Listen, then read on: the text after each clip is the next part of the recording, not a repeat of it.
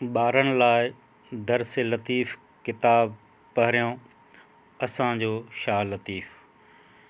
हिन खे सहेड़ियो आहे डॉक्टर फ़हमीदा हुसैन। प्यारा ॿारो, शाह अब्दुल लतीफ़ भिटाई जो बैत आहे बैत नंबर 1। वगर कयो वतन पिरत न छिननि पाण में, पसो पखीअड़नि माण्हू हा मेठ घणो। हाणे ॾुखियनि लफ़्ज़नि जी माना इहा आहे, वगर कयो वतन। वगर माना वलर या टोलो, वतन वगर कयो माना टोला कयो, वतन पिरत न छिननि पाण में।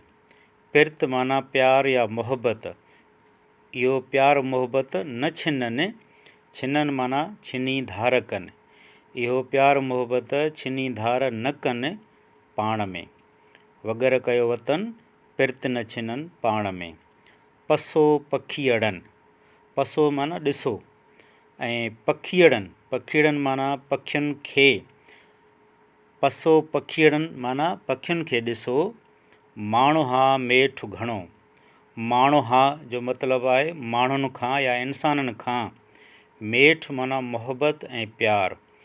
माण्हू हा मेठ घणो माना माण्हुनि खां मोहब्बत ऐं प्यार उन्हनि वटि घणो आहे। बैत जी सम्झाणी हीअ आहे। हीअ बैत शाह जे रिसाले जे सुर ॾहर मां चूंडियो वियो आहे।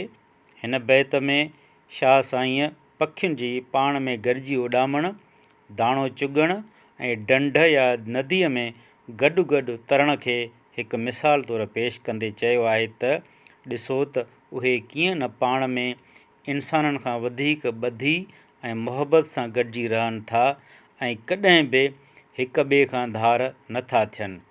इंसाननि खे बि घुरिजे त पाण में ॿधी कनि ऐं पखियुनि वांगुरु मेठ मोहब्बत ऐं भाईचारे सां गॾिजी रहनि। Subscribe to channel and press the bell icon for the latest